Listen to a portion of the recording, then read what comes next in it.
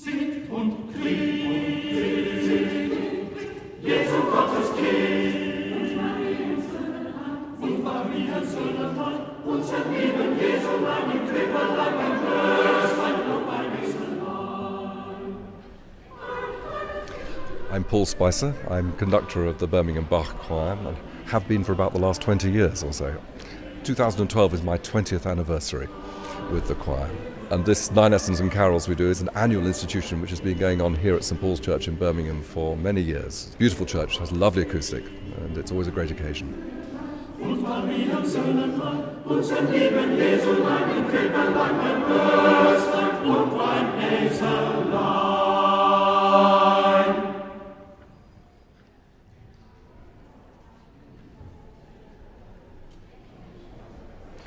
The carol actually wasn't written for the Bach choir. It was written, in fact, when I was a student of Herbert Howell's back in the early 1970s. It was actually written for a couple of very dear friends of mine at the time who were students with me, Robert and Pauline Gower.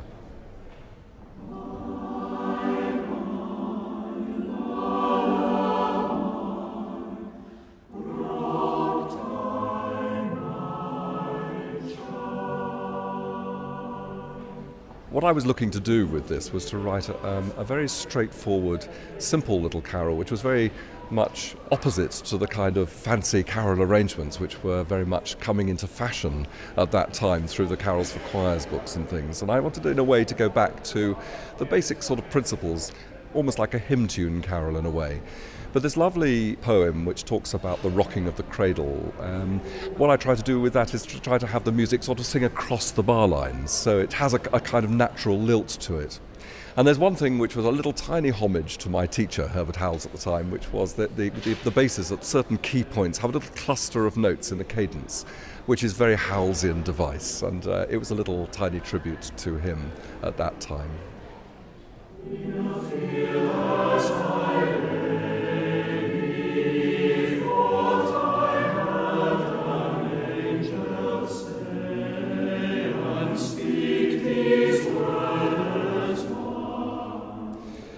When I compose, it's always the words come first. And in fact, I've been teaching choral conducting now for some years, and my students get fed up with me telling them that the first thing they do before they go anywhere near the music is to find the words from another source and read them away from how they've been set, and then to see what the composer overlaid on the words to create the piece of music.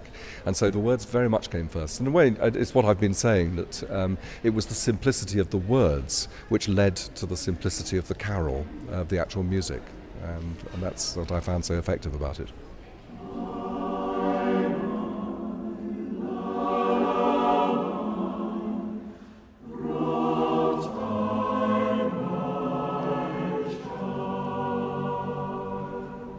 I don't think the carol presents any particular problems to the choir. It's actually quite straightforward and simple. I think one of possibly the difficulty for a choir of the size of the Bach choir, I think there's probably 60 or 70 people singing today, maybe just that absolute togetherness and making it feel like a little chamber choir piece.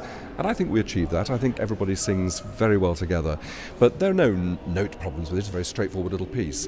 But I think the essence of it is togetherness and the absolute perfection of ensemble, which is what we aim for.